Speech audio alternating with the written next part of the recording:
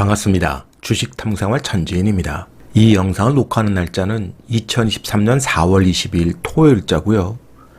이번 시간에는 금주에 한반도 지정학적 리스크가 부각되면서 현대로템이 대안주로 급등하는 모습을 보였습니다. 오늘은 이 내용에 대해서 생각해보는 시간을 갖도록 하겠습니다. 먼저 시황을 좀 살펴보면 금주에 연준의 베이지북이 공개가 됐는데 실리콘밸리 사태 이후에 대출이 감소하고 고용 성장도 다소 둔화되고 있다.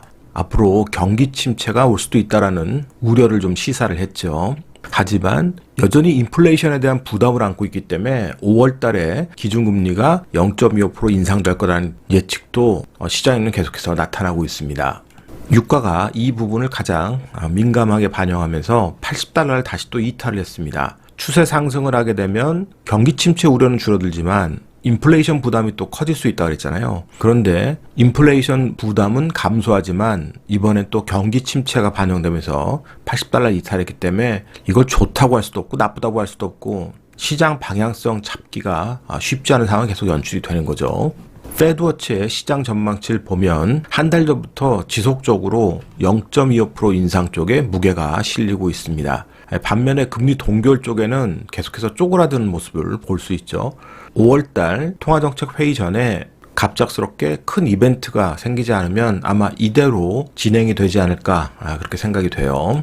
그래서 10년 만기 미 국채 흐름도 경기 침체가 반영되면서 급락하는 게 아니라 5월 금리 인상에 맞춰서 기술적으로 반등을 시도하고 있죠. 그러니까 추가적으로 만약에 반등이 나온다 그러면 시장이 또 흔들릴 수 있지만 추가적 반등보다는 요 박스권에 갇힐 가능성이 더 많아 보입니다. 결국에는 이번 금리 인상이 마지막 금리 인상이 될 가능성이 많기 때문에 그렇죠. 하지만 금리 인하까지는 시간이 많이 필요할 거라고 생각되기 때문에 그 이후는 기대감이 크게 떨어지는 거예요. 자, 나스닥 지수 같은 경우도 경기 침체 부담이 있지만 지수가 큰 폭으로 조정이 나오지 않고 고점에서 고공전투하면서 치열하게 눈치 싸움을 벌이고 있습니다. 만약에 경기 침체 부담감으로 조정이 나오게 되면 역시 저가에서는 또 5월 금리 인상 이후엔 결국 추가 금리 인상은 없을 것이라는 기대감이 반영되면서 얼마든지 반등을 할 수 있을 것이고 여기서 조정이 깊게 나오지 않고 위로 방향이 튼다 그러면 역시 금리 동결 기대감 향후에 말이에요. 이런 것들이 반영되면서 13,000을 도전할 수 있는 또 모멘텀이 될 수 있겠죠. 하지만 금리가 정말로 6월 이후에 동결이 되고 나면 추가적 모멘텀을 얻기는 정말 쉽지 않을 겁니다.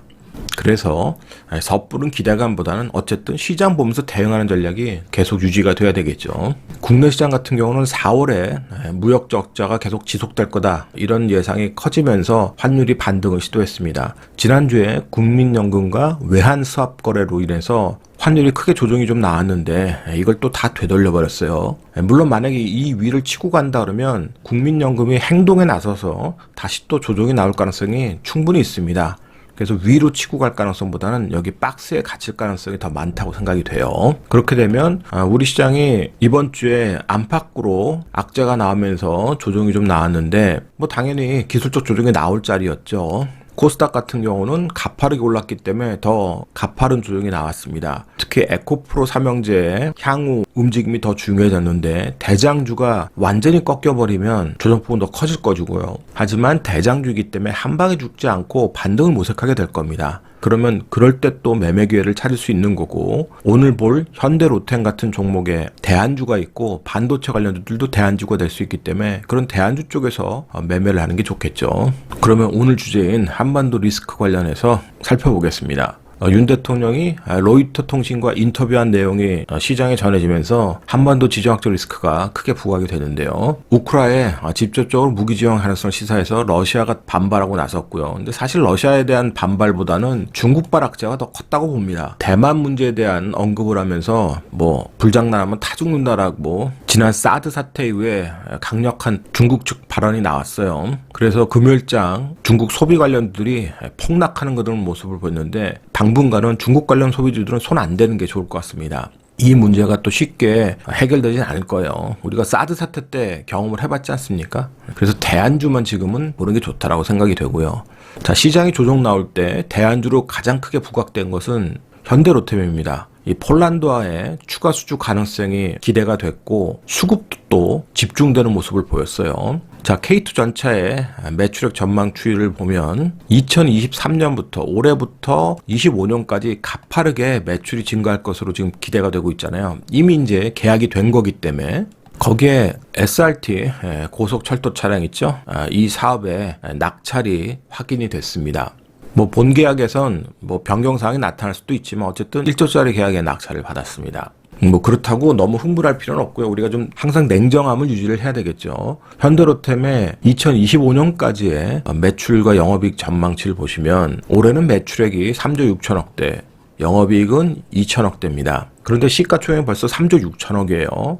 2025년에 영업이익을 미리 땡겼었다고 봐야 되겠죠. 선반영. 그러면 추가 수주가 나오고 뭔가 추가 모멘텀이 나와야 앞으로 주가가 급등해도 충분히 타당한 이유가 되겠지만 기대감으로만 오르는 것은 수급에 의해서 수급 논리라고 보셔야 되는 거예요. 수급이 깨지면 조정이 또 급하게 나올 수 있습니다. 그러니까 수급만 보고 수급 논리에 의해서 매매만 하는 게 좋다는 거죠. 지금은 주가가 싸다고 설명할 수는 없습니다. 자, 5개 기관의 추정 목표치가 35,900원인데 이번에 나온 KB는 37,000원대를 얘기를 했어요. 앞으로 기관들의 목표치가 추가적으로 상향 조정이 계속 나오는지를 눈여겨볼 필요가 있고요. 상향 조정이 계속 나온다 그러면 눌림목 나올 때마다 매매할 수 있는 기회를 우리가 찾을 수 있겠죠. 수급적으로 3월 달에 대차 잔고가 지속적으로 감소를 하고 있습니다. 공매도 부담이 덜한 거죠. 그런데 이틀 연속 주가가 급등했기 때문에 대차 잔고가 앞으로 급증하는지도 보셔야 돼요. 대차 잔고가 급증한다 그러면 공매도 세력들과의 또 매물 충돌을 일으킬 수 있기 때문에 지속적으로 추적을 해봐야 되겠죠. 근데 현재 상황은 아주 긍정적이죠. 자, 이번 급등에 역시 배경에는 외국인 수급이 있었습니다. 이틀 연속 급등을 또 만들어냈고요. 여기에 지난주부터 기관이 적극적으로 매매에 참여를 또 했어요. 일단 쌍끌이가 됐습니다. 그러면 다음 주에도 외국인과 기관이 이 매수세를 유지를 하는지 아니면 이미 주가가 떴기 때문에 빠르게 차익 실현이 나온지를 봐야 되겠죠. 특히 외국인들의 차익 실현이 빠르게 나오면 눌림목이 또 깊어질 수 있습니다. 그렇지 않고 외국인들의 수급이 유지가 된다 그러면 고공전투를 할 수 있는 기회가 될 거예요. 그럼 고공전투 저점에서만 우리가 매매할 수 있는 기회를 찾으면 되겠죠. 그러면 차트를 통해서 주가 위치와 전략을 생각해 보겠습니다. 현대로템이 이틀 연속 급등하는 좋은 모습을 보였습니다. 거래량도 상당히 좋은 거래량을 보였고요. 첫날에는 9,700억대 거래가 터졌고 금요일 날에는 7,800억대 거래가 터졌습니다. 시장 수급을 빨아들이는 거죠. 그런데 시가총액이 3조 6천억, 2025년도에 영업이익을 미리 지금 선반영하는 거예요. 그리고 앞으로 돌려보시면 앞전에 이런 매물대들이 존재합니다. 여기서 수급이 죽어버리면 또 매물을 맞고 떨어지는 거기 때문에 만만치가 않죠. 그래서 연속적으로 수급이 계속 터져줘야 됩니다. 그리고 앞으로 더 땡겨보면 지난 대북 관련주를 엮이면서 45,000원대까지도 완급등했던 적이 있는데 이런 수급이 이번에도 형성될지는 알 수 없어요. 그러니까 지금 이런 기대감을 섣불리 갖는 것보다는 지금의 수급을 유지하면서 계속 수급이 터지면 고공전투를 하게 될 테니까 고공전투의 저점에서만 매매하는 전략을 쓰셔야 된다는 소리입니다. 그리고 다른 방산주들이 다 같이 좋은 모습을 보이기보다는 다른 쪽은 좀 약했고 중소형주들이 급등락을 했습니다만 중소형주들을 매매하는 것보다 지금은 어차피 방산주를 매매할 거면 현대로템의 고공전투 저점을 노리는 전략, 이 전략이 훨씬 더 유리할 겁니다.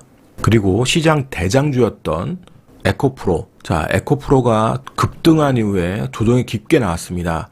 그리고 기술적 자리에서 또 반등을 시도를 했는데 이번 반등은 굉장히 약했죠. 여기를 뛰어넘지 못하고 이 저점을 확인을 하고 있습니다. 그리고 이평선도 22평선을 밟고 있고요. 자, 이 밟은 게 깨져 내려오면 심리적으로 투매가 나올 수 있고요. 만약에 반등이 나와도 이 65만 원대를 다음 주에 빠르게 회복하지 못하면 추가적으로 조정이 얼마든지 나올 수 있습니다. 그러면 에코프로가 대응할 수 있는 자리는 반드시 50만 원을 깨야 될 겁니다. 50만 원을 깨고 투매가 나와야 그래야 저점에서 또 그 물량 받아서 변동성을 활용하는 세력들이 등장할 수 있으니까요. 다음 주에 반등을 한다면 반드시 65만 원짜리를 회복을 해야 이 고점에서 고공전투를 벌일 수 있는 거지. 이 65만 원짜리를 회복 못하고 깨면은 당분간 이 고점은 상당한 매물대로 작용을 하게 될 겁니다. 여기를 장악하기 위해서는 강력한 재료가 나와야 될 거예요. 그러면 에코프로가 흔들릴 때 다른 2차전지 관련주들도 만만치가 않을 거고요. 오히려 반도체 관련주라든지 개별 재료가 있는 그런 종목군들을 보시든지 아니면 현대로템과 같이 갑자기 수급이 집중되어 있는 이런 대안주를 보시는 게 매매할 수 있는 기회가 될 겁니다. 오늘자 한 줄 요약. 지수 조정에도 수급 쏠림은 기회가 된다. 이 영상이 도움이 됐다면 좋아요, 구독하기 부탁드리고요. 저는 다음 시간에 또 뵙도록 하겠습니다. 고맙습니다. 천지인이었습니다.